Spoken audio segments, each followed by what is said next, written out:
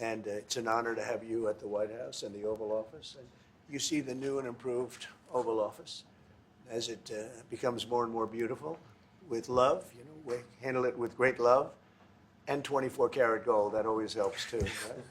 But it's been a lot of fun. We're going over some of the beautiful pictures that were stored in the vaults that were for many, many years, in some cases over 100 years. They were stored in vaults of the great presidents, or almost great presidents, all having a reason for being up, every one of them.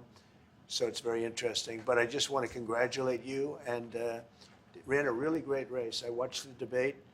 I thought you were excellent, and I think we have a lot of things in common. We have some tough points to go over, and that'll be fine. We're going to also be discussing Ukraine, Russia, the war, because Mark wants it ended as quickly as I do. I think it has to end.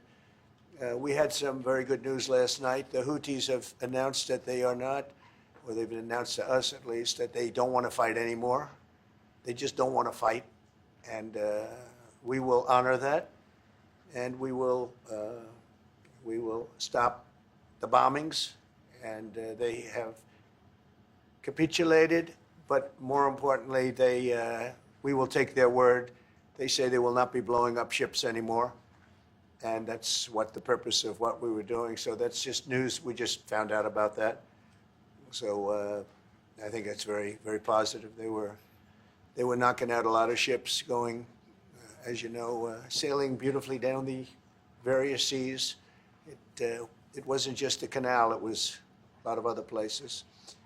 And I will accept their word, and we are going to stop the bombing of the Houthis, effective immediately. And Marco, you'll let everybody know that, okay? Do you have something to say about that, by the way? It's a pretty big announcement. Yeah, this was always a freedom of navigation mission. These guys, these are, you know, a band of individuals with advanced weaponry that were threatening global shipping, and the job was to get that to stop. And if it's going to stop, then we can stop. And I think it's an important development. And we'll have maybe before, we're going to, as you know, the Middle East, Saudi Arabia. We're going to UAE and Qatar, and that'll be, I guess, Monday night. Some of you are coming with us. I think before then we're going to have a very, very big announcement to make, like as big as it gets, and I won't tell you on what, but it's going to, and it's very positive. I'd tell you if it was negative or positive. I can't keep that out. It is really, really positive. And that announcement will be made either Thursday or Friday or Monday before we leave. But it'll be one of the most important announcements that have been made in many years about a certain subject, very important subject. So you'll all be here. Mark, would you like to say a few words? Well, thank you, Mr. President. I'm on the edge of my seat, actually, for the big announcement. But thank you for your hospitality and above all, for your leadership. You're a transformational president, focus on the economy with a relentless focus on the American worker, securing your borders, ending the scourge of fentanyl and other opioids, and securing the world. And I've been elected with my colleagues here, with the help of my colleagues here. I'm going to spread the credit to transform Canada with a similar focus on the economy, securing our borders. Again, on fentanyl, much greater focus on defense and security, securing the Arctic and developing the Arctic. And you know, the history of Canada and the U.S. is we're stronger when we work together, and there's many opportunities to work together. And I look forward to, you know, addressing some of those issues that we have, but also finding those areas of mutual cooperation so we can move forward. That's great. Very nice. Thank you very much. It's a very nice statement. Mr. President, Anybody? Is USMCA dead?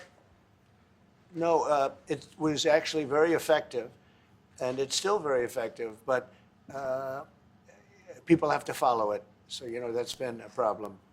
People haven't followed it.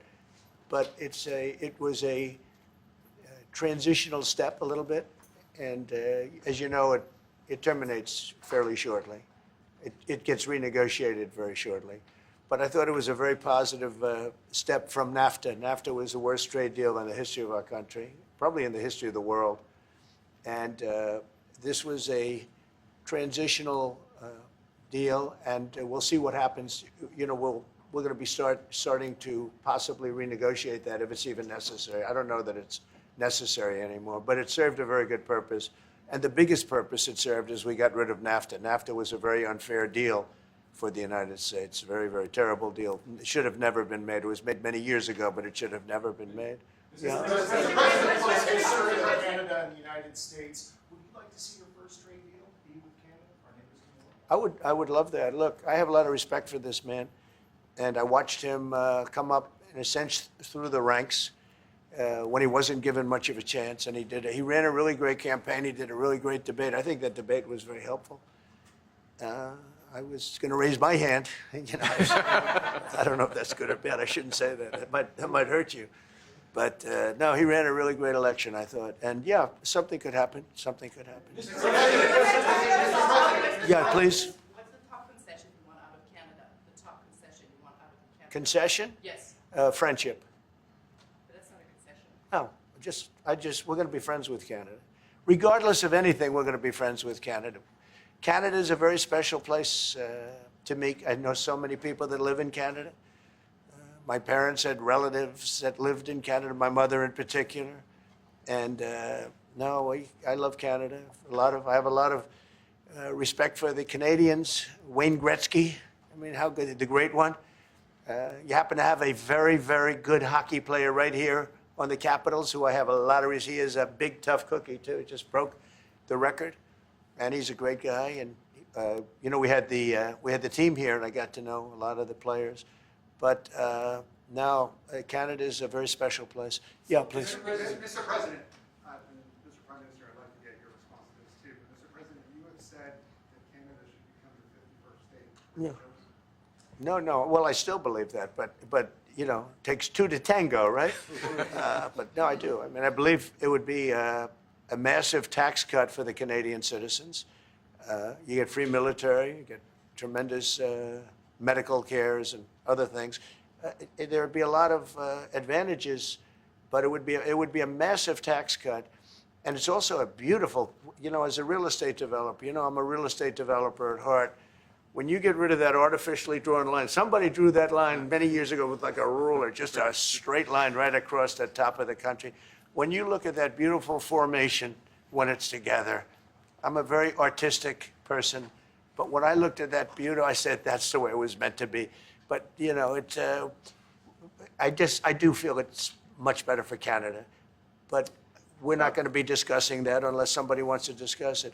I think that there are tremendous benefits to the Canadian citizens, tremendously lower taxes, free military, which honestly we give you essentially anyway because we're protecting Canada if you ever had a problem. But I think it would really be a wonderful marriage because it's two places that get along very well. They like each other a lot. Well, if I may, as you know from real estate, there are some places that are never for sale. That's true. We're sitting in one right now, you know, Buckingham Palace that you visited as well. That's true. And having met with the owners of Canada over the course of the campaign last several months, it's not for sale, won't be for sale ever. But the opportunity is in the partnership and what we can build together. And we have done that in the past. And part of that, as the President just said, is with respect to our own security. And my government is committed for a step change in our investment in Canadian security and our partnership. And I'll say this as well, that the President has revitalized international security, revitalized NATO, and us playing our full weight in NATO, and that will be part of it. True. And they have, I must say, Canada is stepping up the military participation because Mark knew, you know, they were low and now they're stepping it up, and that's a very important thing. But never say never. Never say never. What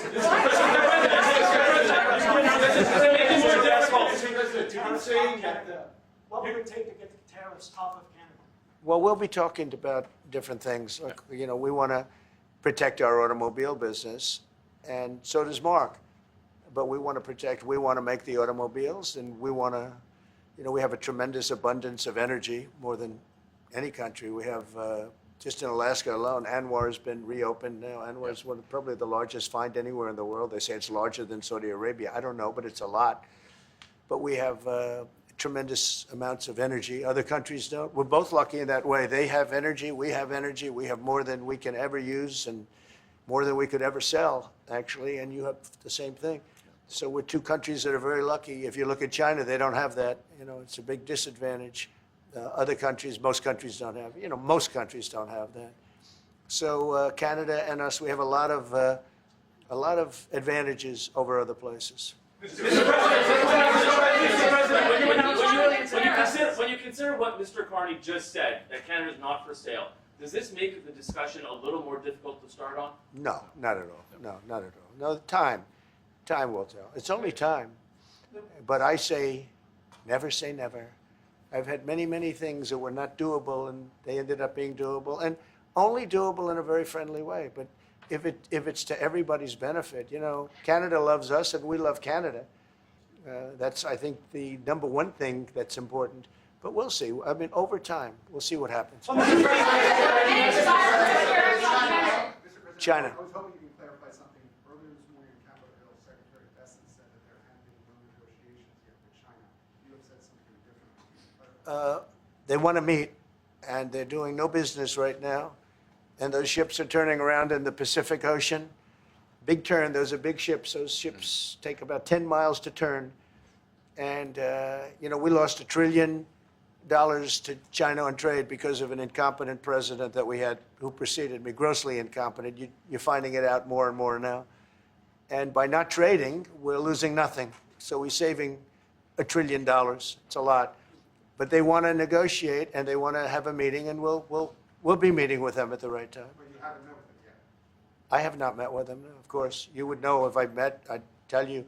They want to meet, but, you know, we are right now, look, they're suffering greatly. Their economy is suffering greatly because they're not doing trade with the U.S., and they made most of their money off the U.S. Don't kid yourself. They don't make the money off other countries like this. And they were making, we had a trade imbalance. We had a deficit, or they had a surplus, another way of saying it, of more than $1 trillion. Think of it, more than $1 trillion. And because of 145%, that's the only reason, but because of, they have now 145% tariff, there's no trading. You can't trade with 145%. We are, therefore, making, in a certain way, I guess, $1.1 trillion. In other words, we're not losing $1.1 trillion. Our deficit is much better. When I started, I say we were losing billions of dollars a day on trade. That's rapidly turning around. We looked at numbers this morning. So we were losing, the United States during Biden was losing more than, I won't even give you numbers because they're so embarrassing, but billions of dollars a day on trade. Those numbers are rapidly turning between the tariffs. Don't forget, we're now getting 25% on cars, 25% on aluminum, 25% on steel, and maybe more importantly, massive numbers of companies are moving into the United States. Honda, we have tremendous, the car companies are moving in at levels we've never seen before. The biggest investment ever made in the United States is being made right now. Trillions of dollars. I would say we could be at $9 trillion. You could go back to other presidents. They haven't had $1 trillion for their entire term. Look at Biden. He had bad numbers. People were leaving. They weren't coming in. They were leaving with Biden, and he didn't know the difference. The only thing he knew is people coming in. You know who they were? Illegal immigrants, okay, from prisons, from mental institutions, from all sorts of places that weren't good, from gangs, from Venezuela. They were coming in, and they were criminals and murderers. 11,888 people that murdered, and at least half of them murdered more than one person. This is what Biden led into our country. I'm bringing in big companies. We have Apple is investing $500 billion. We have Jensen, as you know, is going to be 500 biggest chip maker, or chip thinker, I call him. He's really a thinker more than a maker. But we also have the maker, Mr. Wei. I get to know them all in the last, it was a cram course. But they're all moving into America because of the tariffs. And I don't think people have appreciated it. Some people do. Some of the smart people do. So we have more money coming in. It's really an amazing thing. We have more money being invested in the United States now than at any time ever before in our history, and it's not even close.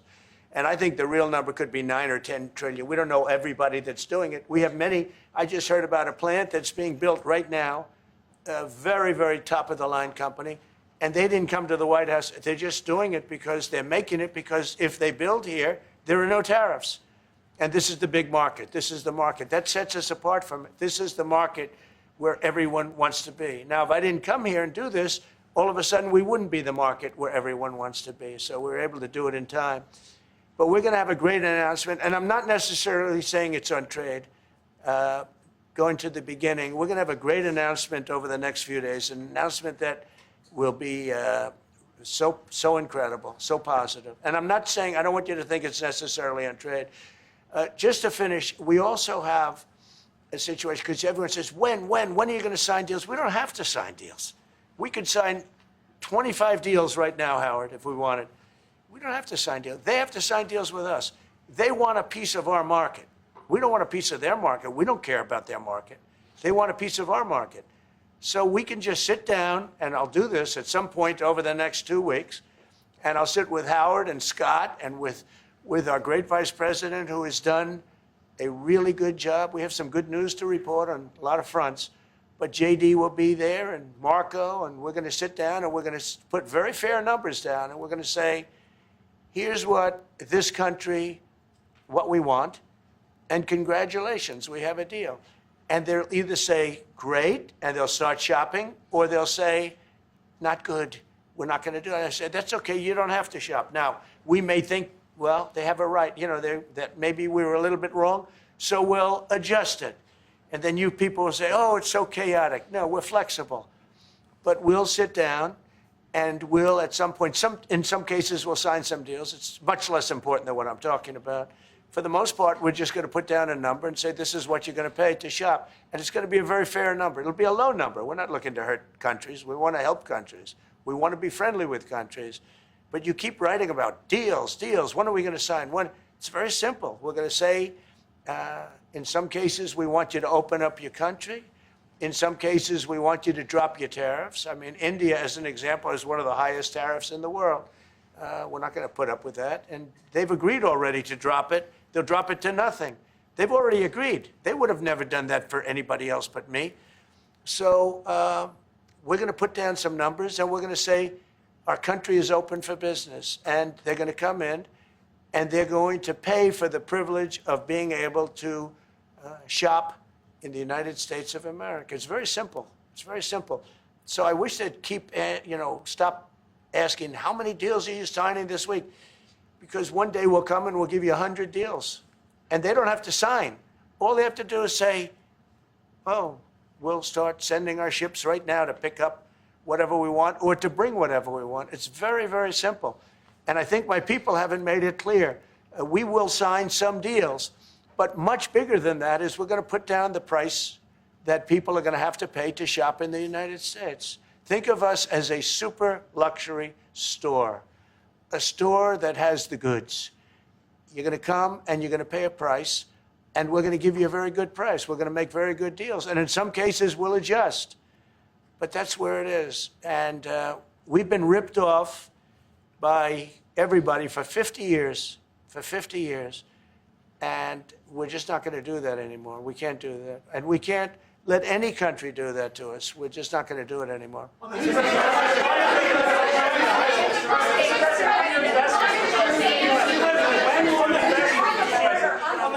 you tell us a bit more about the deal that you've reached with the Houthis? No, it's not a deal. They've said, please don't bomb us anymore, and we're not going to attack your ships. And where did you hear about that? It doesn't matter where I hear it. The very good source, I could tell you.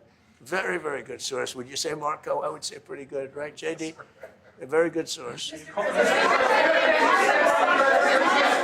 No, they don't want to be. They don't want to be. They don't want to be bombed anymore. I sort of thought that would happen. No, behind you, please. Clarifying something you said on USMCA. Is the U.S. prepared to walk away from that pact? From what pact? USMCA. No. It's fine. It's there. It's good. We use it for certain things. It's there. We have the USMCA is a good deal for everybody. I won't say this about Mark, but I didn't like his predecessor. I didn't like a person that worked for. She was terrible, actually. She was a terrible person. And she really hurt that deal very badly because she tried to take advantage of the deal and she didn't get away with it. You know who I'm talking about.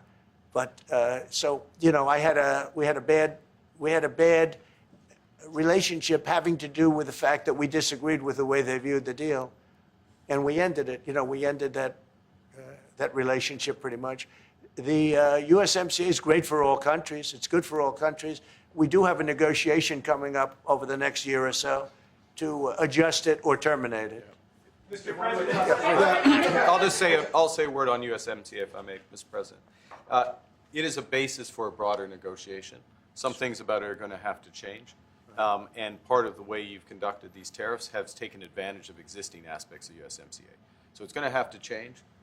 There's other elements that have come, and that's part of what we're going to discuss. Right.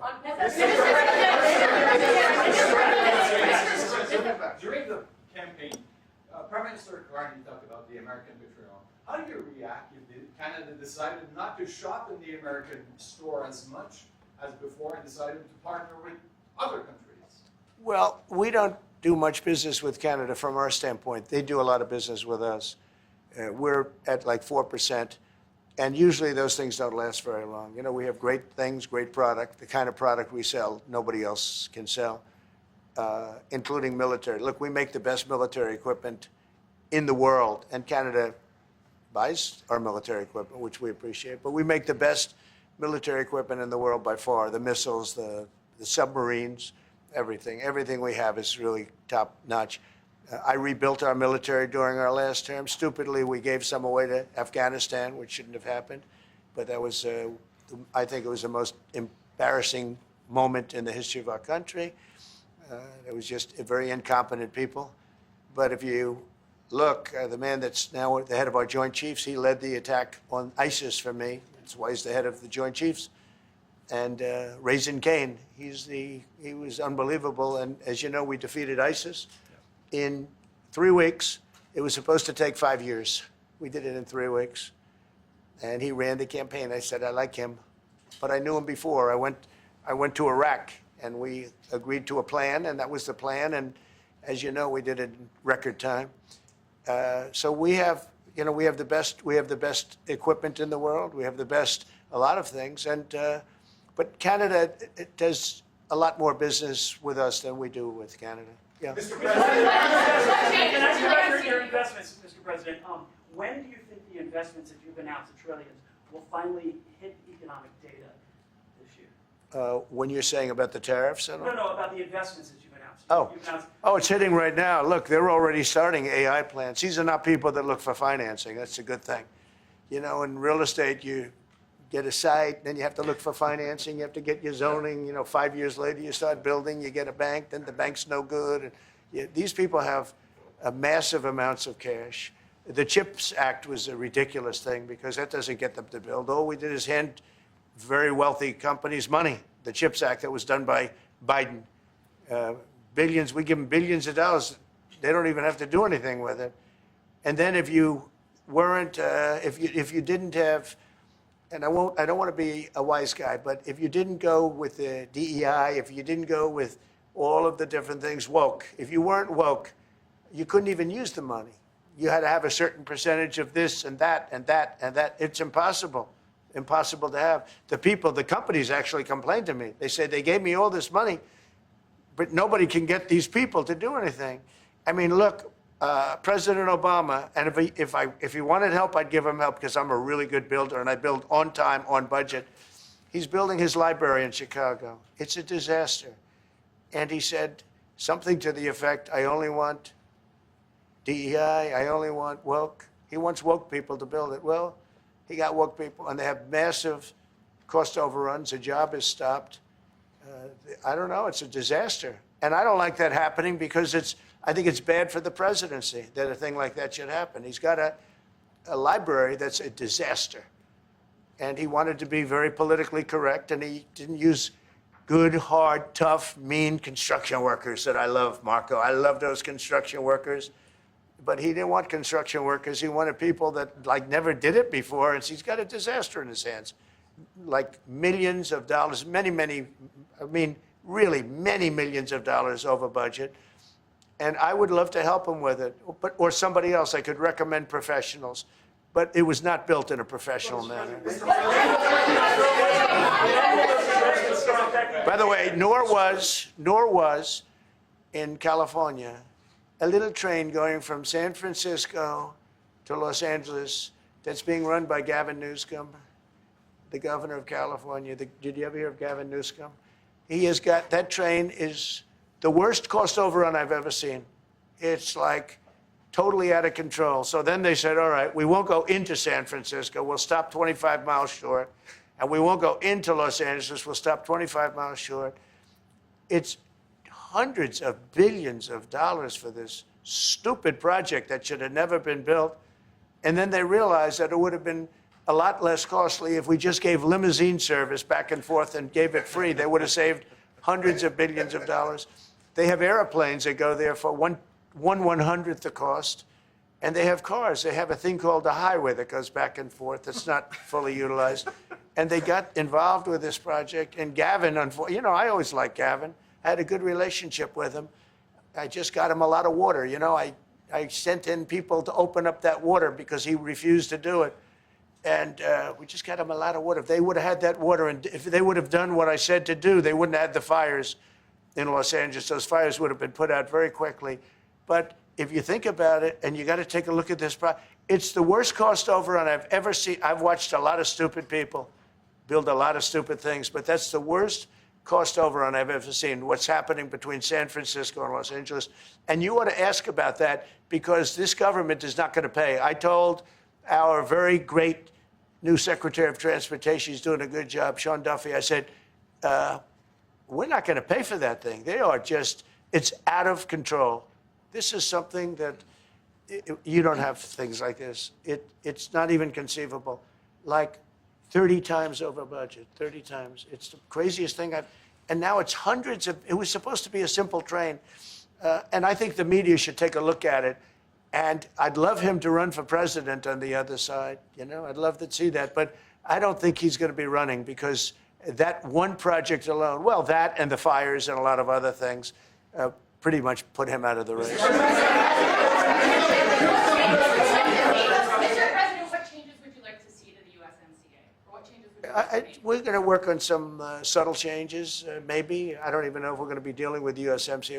We're dealing more with concepts right now. Look, right now, we're doing trade. We have trade. They're paying a tariff on cars and steel and aluminum. And I think we have a baseline of 10% or something like that for the tariffs. But we're getting along very well. Right now, going no further, but we have an agreement. We did something with even parts. You want to discuss that, Howard, with respect to Canada, which helps Canada out? Sure. So we've made an arrangement with the car companies that 15% of their USMCA parts are included, and then 15% of foreign parts from the manufactured suggested retail price are not tariffed, to help domestic manufacturing really thrive.